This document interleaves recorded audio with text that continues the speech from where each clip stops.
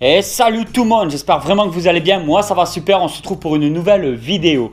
Et aujourd'hui on va discuter un petit peu. J'aimerais de temps en temps, là, quand vous avez des anecdotes, des trucs un peu space en relation avec les reptiles, d'une histoire qui s'est passée soit avec vous, soit avec quelqu'un de votre famille, soit vos entourages ou quelqu'un que vous connaissez très bien, n'hésitez pas à me contacter sur l'adresse Business Contact qui est en description de toutes les vidéos de la chaîne pour me raconter un peu votre histoire. Et derrière, je peux en faire une vidéo. Parce que là, il y a une histoire, donc quelque chose qu'un abonné m'a raconté par Gmail et je trouve que c'est énorme de pouvoir partager ça avec vous. Alors grâce à vous, de temps en temps, il y aura quelques petites histoires que Toto Snake va vous raconter, des histoires vraies, je l'espère. Il était une fois une petite fille qui se promenait dans les bois. Non, je plaisante, l'histoire ne commence pas du tout comme ça. Aujourd'hui, je vais vous parler du cas de Corinne. Corinne est une abonnée de la chaîne YouTube. Donc si tu regardes cette vidéo, et j'espère que tu vas la regarder parce que ça te concerne un minimum, tu peux toujours le mettre en commentaire. Un petit message ne ferait pas de mal. Corinne a 17 ans. Elle est chez les parents et ses parents ne veulent pas qu'elle ait de reptiles, comme beaucoup de parents. C'est-à-dire que quand on parle là-dessus, généralement, quand on est chez papa-maman, il y a le gros problème de papa-maman. Ils veulent pas de serpents, ils veulent pas d'araignées, ils veulent jamais rien, ses parents. Corinne a 17 ans, elle vit chez les parents, elle fait des études dans un lycée. Voilà, elle est allée plus loin que Tonton, parce que Tonton il a eu du mal à passer le collège. Et son objectif à Corinne est de devenir vétérinaire. Jusque là tout va bien, Corinne elle aime la nature, elle veut des reptiles chez elle mais papa et maman ne veulent pas. Et elle veut devenir vétérinaire. Son projet est quand même de se cibler par rapport aux animaux. Je te félicite Corinne et j'espère que vous êtes tous en train de l'applaudir parce que moi personnellement je ne suis pas assez intelligent pour faire veto. Bref, un beau jour elle devait descendre les poubelles en bas de son immeuble pour les mettre dans le local à ordures. La curiosité de Corinne a fait qu'elle a réussi à sauver un animal ce jour-là. En fin de compte, quand elle a descendu les poubelles dans le local à poubelle, elle a ouvert le grand conteneur pour jeter sa poche poubelle. Je ne sais pas trop qu'est-ce qu'il y avait dedans. Et là, elle a entendu un petit gratouillement. Alors, il faut savoir que cette histoire se passe au mois de janvier et que ce petit gratouillement qui s'est produit était tout simplement un reptile.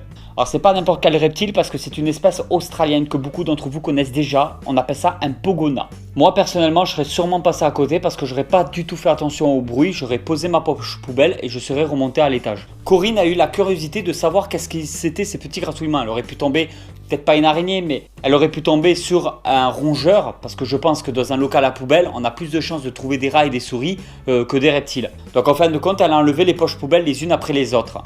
Et c'est là qu'elle s'est rendue compte que tout au fond du conteneur, il y avait un petit pogona. Alors oui, je dis petit pogona parce que quand elle a récupéré le pogona, il faisait même pas la moitié de la taille d'un pogona adulte. Alors est-ce que c'est parce qu'il était très mal alimenté ou est-ce que uniquement il était vraiment si jeune que ça? Ça pour le moment, je ne sais pas du tout, Corinne non plus, et on n'a pas réussi encore à déterminer le sexe. Alors qu'est-ce qu'a fait Corinne sur le moment? C'est récupérer ce pogona. Elle a pris avec une épuisette. Donc elle a dû remonter à l'étage, aller chercher une épuisette, redescendre au local à poubelle, récupérer le pogona avec une épuisette. Pour deux raisons. Je lui ai demandé pourquoi l'épuisette.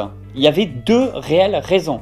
Déjà la première, Corinne a les bras trop courts pour aller jusqu'au fond du conteneur récupérer l'animal. Et il y avait aussi comme raison le fait que l'animal aurait pu mordre parce qu'on ne le connaît pas vraiment et il n'a rien à faire dans un local poubelle. Les parents de Corinne, je tiens vraiment à les remercier parce qu'ils ont été très ouverts d'esprit, ils ont bien voulu qu'elle garde ce pogona. Alors actuellement, Corinne a dû acheter en urgence du matériel parce qu'elle n'a pas du tout de reptile et c'est son premier reptile. Donc ils ont dû partir dans le magasin le plus proche, acheter un terrarium, le substrat, la lampe qui fait chauffage et UVB, des boîtes de grillons. Le fait de sauver cet animal a coûté aux parents de Corinne plus de 190 €. Une somme énorme quand ce n'est pas du tout prévu dans une famille qui n'est pas forcément riche, qui ne roule pas forcément sur l'or. Ce petit message m'a beaucoup touché parce que beaucoup de personnes auraient tout simplement laissé le pogona. D'autres auraient probablement essayé de le tuer. Certains auraient essayé de le garder en cachette chez eux sans avertir les parents. Et derrière, en plus de ça, il y aurait eu le problème de il n'y a pas le matériel et la bonne alimentation pour cet animal. D'autres personnes auraient peut-être essayé d'aller voir des services vétérinaires le plus proche de chez eux pour essayer de le refourguer.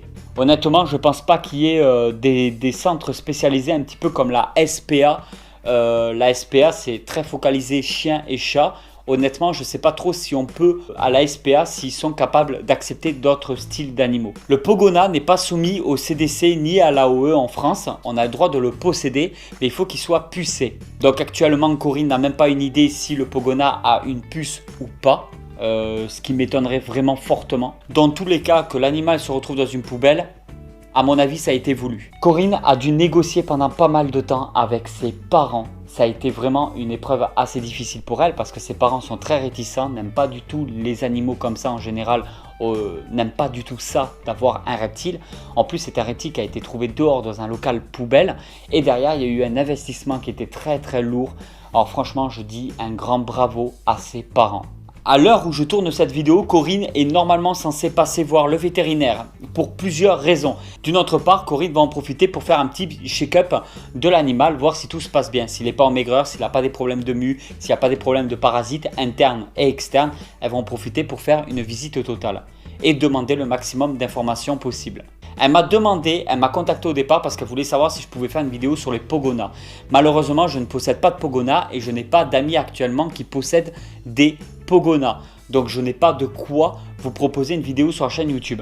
Tout ce que je peux vous dire, c'est que c'est un animal qui est originaire d'Australie, qui est très simple d'élevage, que je conseillerais aux débutants, qui mange un pourcentage de végétation, mais un pourcentage aussi d'insectes, qui change en fonction de l'âge de l'animal. Petit, il va avoir tendance à manger plus d'insectes et adulte, il va avoir tendance à manger plus de végétation, si je ne me trompe pas. Au niveau des terrariums, je crois qu'il faut quelque chose d'assez impressionnant, genre au moins 1,20 m de longueur par 50 de profondeur. Je crois que c'était le minimum ou quelque chose comme ça. Je lui ai d'ailleurs conseillé d'aller voir certains forums et certains sites internet spécialisés dans l'élevage de Pogona où on pourra peut-être le mieux la conseiller que moi. Je rappelle que je suis dans l'élevage de reptiles, que j'ai peut-être une chaîne YouTube, mais je ne suis pas là non plus pour vous donner le maximum d'informations possibles à chaque fois.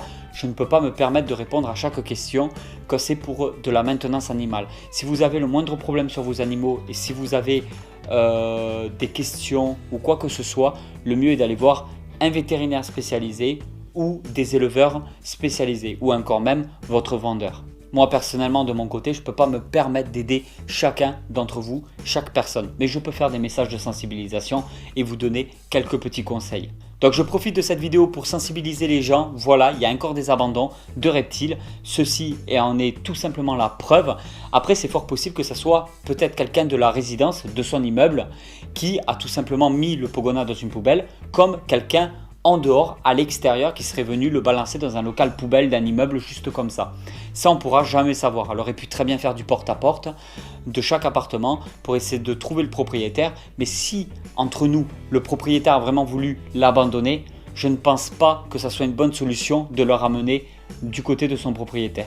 La meilleure chose qui reste à faire à Corinne aujourd'hui, c'est de rester forte, de bien nourrir son Pogona, de lui donner un petit nom et surtout de très bien s'en occuper.